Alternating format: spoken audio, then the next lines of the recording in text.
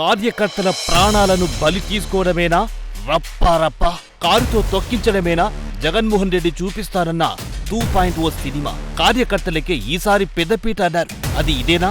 YCP అధినేత జగన్మోహన్ రెడ్డి చేస్తున్న రప్ప రాజకీయం చూసిన తర్వాత చాలా మందికి ఇలాంటి సందేహాలే తలెత్తుతున్నాయి. నిజానికి జగన్మోహన్ రెడ్డి మాటలకు చేతలకు అస్సలు పొంతనే ఉండదని ఇప్పటికే చాలా సార్లు రుజువైంది.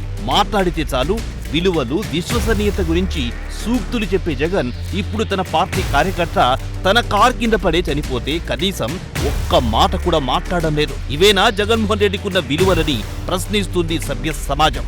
గత 5 ఏళ్లు తప్పుడు ప్రచారాలు, అబద్ధాలతో, అప్పులతో రాష్ట్రాన్ని సర్వనాశనం చేసినందుకే ప్రజలు వైఎస్ఆర్సీపీ కాంగ్రెస్ పార్టీని 11 సీట్లకి పరిమితం చేశారనేది జగమెరిగిన సత్యం. అయినా సరే జగన్మోహన్ రెడ్డి తన పద్ధతి మార్చుకోవడం లేదు. తొండ ముదిరి ఊసర వెళ్లిలా మారినట్టుంది జగన్ రెడ్డి వ్యవహారం. హింసను ప్రేరేపిస్తూ రప్ప రాజకీయాలు మొదలెట్టారు.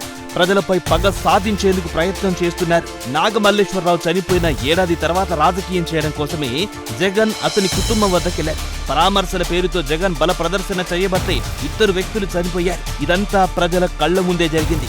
జగన్ పై ఉన్న అభిమానంతో వచ్చిన సింగయ్య జగన్ కారు కింద పడి చనిపోయినా పట్టించుకోవడం లేదు. కారు కింద పడిన వ్యక్తిని ఆసుపత్రికి తరలించి వైద్యం అందించే మానవత్వం కూడా లేదా జగనన్నకని వైసీపీ కార్యకర్తలే ఇప్పుడు బాధపడుతున్నారు. తమ ప్రాణాలంటే జగనన్నకు లెక్కలేదా అని ప్రశ్నిస్తున్నారు. ఒక పరామర్శ పేరుతో మరొకరి ప్రాణాలు తీశారు జగన్. పోలీసులు పరిమిత సంఖ్యలో వెళ్లాలని చెప్పినా వేల మందితో కలిసి వెళ్లి హడావిడి చేశారు. వైసీపీ నేతల నిర్లక్ష్యం కారణంగానే మరో వ్యక్తి వడదెబ్బతో చనిపోయారు. బెట్టింగ్ ముఠాలు, గంజాయి బ్యాచ్లు, రౌడీలను పరామర్శించడానికి కోరి మరి వెళ్లిన జగన్ తన పర్యటన కోసం వచ్చిన 2 చనిపోతే వారి కుటుంబాలను ఎందుకు పరామర్శించడం లేదనేది ఇప్పుడు చాలా మందిలో తలెత్తుతున్న ప్రశ్న. సింగయ్య జగన్ కారు కింద పడి చనిపోయినట్టు వీడియోలు స్పష్టంగా చెబుతున్నాయి. విచిత్రమేంటంటే ఆ వీడియోల్ని కూడా మార్పింగ్ అంటున్నారు వైసీపీ నాయకులు. నిజంగా జగన్మోహన్ రెడ్డికి మానవత్వం ఉంటే క్షమాపణలు చెప్పి ఆ సింగయ్య కుటుంబాన్ని పరామర్శించేవారు. కానీ అసలు తాను తప్పు చేశారనే భావనే జగన్మోహన్ రెడ్డిలో కనిపించడం లేదు. గత 5 ఏళ్లుగా వైనాట్ 175 అని జగన్ చేసిన ఉత్తుకి ప్రచారాన్ని నమ్మి వేలాది మంది కార్యకర్తలు అప్పుల పాలై ఆస్తులు అమ్ముకున్నారు. క్రికెట్ బెట్టింగ్ తరహాలోనే ఎన్నికలలో విజయం మీద బెట్టింగ్ కాయడానికి ఓ రకంగా జగన్ మాటలే కారణమయ్యాయి. రాజకీయం చేయడం చేతకానప్పుడు జగన్ హత్యలు, శవాల్ని నమ్ముకుంటాడని ఇప్పటికే చాలా సందర్భాల్లో రుజువయ్యింది.